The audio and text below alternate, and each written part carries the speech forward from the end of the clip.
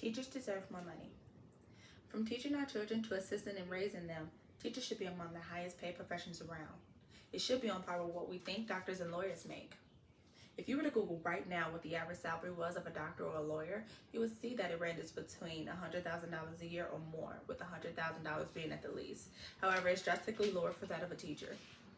I always ask myself, well, who taught people how to be doctors and lawyers? And then I remember, oh yeah, a teacher did. How's it possible that a doctor or a lawyer can make more than the person that they needed to get to where they needed to be? Teachers are not just here to babysit our children. These teachers go above and beyond to care for and nurture our children. Please have a look at this chart down below here and see, it's showing about how elementary school teachers how little elementary school teachers may compare to occupational therapists, elevator repairs, financial analysis, civil engineers, and a nurse practitioner, all of which needed a teacher of some sort to get to achieve these careers. While they're making $75,000, almost $100,000 a year, you have an elementary school teacher making about $53,000 a year. I'm here to show you why teachers deserve to make about this amount or more, if not more, each year.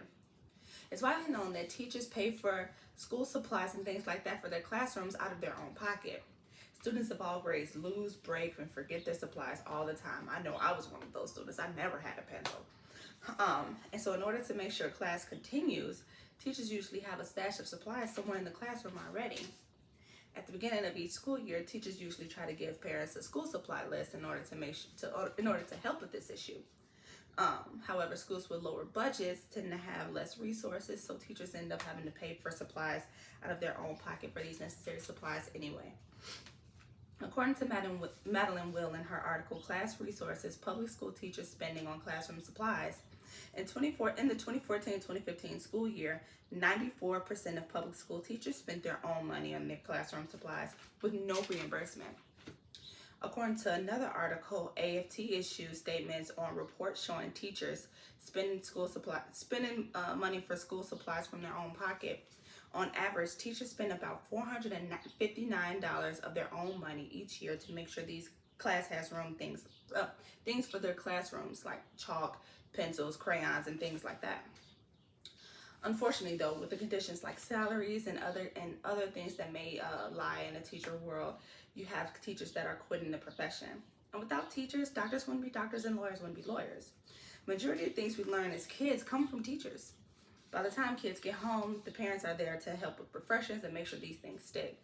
Now, I'm not saying that parents don't have an important role of their own, but it's time to shine the light on how much teachers are actually doing for our children.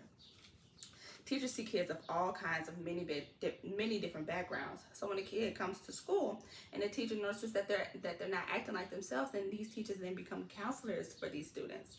Most times, students form deep connection with these kinds of teachers. They begin to confide in them and look up to them. When there's a problem that the student may have that they may not feel comfortable enough to tell their parent, or maybe that their parent is the problem, that they may feel comfortable enough to tell their teacher. I would hope so. Teachers at times go from being teachers to counselors to social workers and things like this. And students look up to most of these teachers and strive to be just like them, almost in the same way of a parent. It kind of reminds me of the movie Matilda. Now, Matilda, if you've seen the movie Matilda, you know that she had horrible parents, so she drew close to her teacher who loved and cared for her as if she was her own. Now, of course, I know this is just a movie, but it goes to show that it's a good example about how teachers go above and beyond for their students all the time. A teacher that has a good relationship with their student can be critically important for how well these students learn as well. According to the author, Sarah Sparks, in her article, Why Student-Teacher Relationships Matter, new findings shed light on best approaches. A review of educational research analysis of about 46 students found that strong teacher-student relationships were associated in both short and long-term improvement in student academics of all kinds. This includes attendance, fewer disruptions, even lower dropout rates. Just thinking back to when I was in school as a kid, when we had the teacher that was the cool teacher, it wasn't the teacher that was letting us do anything we wanted to do. We didn't like that teacher.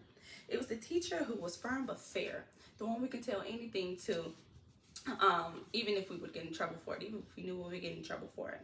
This was the teacher that was loved and respected. There was an article put out by an author named Trenton Hansen called All Because of My Teacher that mentions that teachers who have the ability to transform lives have the most positive influence in a child's life outside of their own family. He goes on to talk about a 12th grader named Lupita, who shared her story about a teacher she had a close relationship with. Now, Mrs. Jenkins, her teacher, she mentioned that this teacher was the first to show confidence in her abilities as a student. Now, it's moments like this that make teachers so great. This student just needed someone to believe in her, and sometimes that's all it takes. Aside from believing in their students, teachers tend to also have to be protectors. Recently, there's been more and more school shootings, and while a student is at school, the teacher becomes the one that cares for the child while their parent is at work. During these recent shootings, teachers have to do all they can to make sure these kids stay as safe as they can, and unfortunately, that doesn't always happen. I know we've all heard of the recent school shooting that happened in Texas a couple weeks ago at Robb Elementary.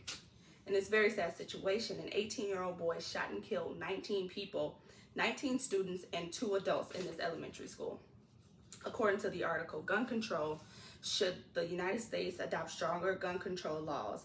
This marked the second deadliest school shooting in U.S. history, following the previous one that happened back in December 2012, which killed 26 people. And among these 26 people, 20 of them were children ages 6 and 7. They never even had a chance to be great. Upon going to school as a teacher, no one ever thought that having to protect 20 or so students from a mass school shooting would have to be in that kind of curriculum. So if there's no training for the situation, then what do you do? How do you keep these kids safe? So recently, creating a place to hide in the classroom has been the way to go.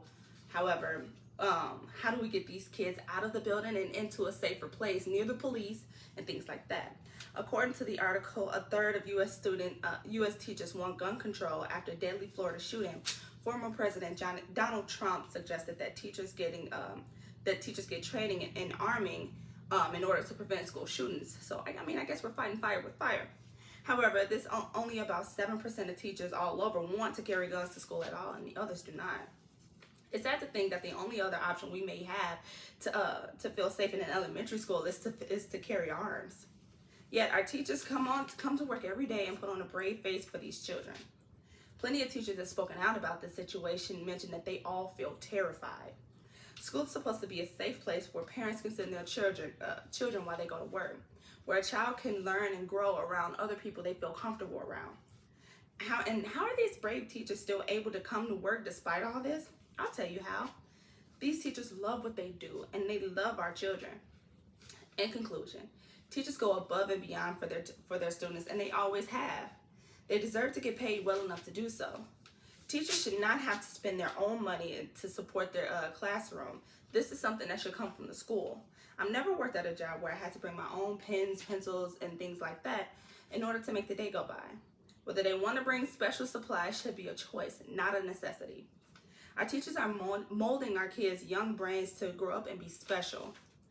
And while they're trying their very best to keep them safe, they're also there being a helping hand when need be. So if we're going to keep continuing to put teachers through as much as they go through, then they deserve more money.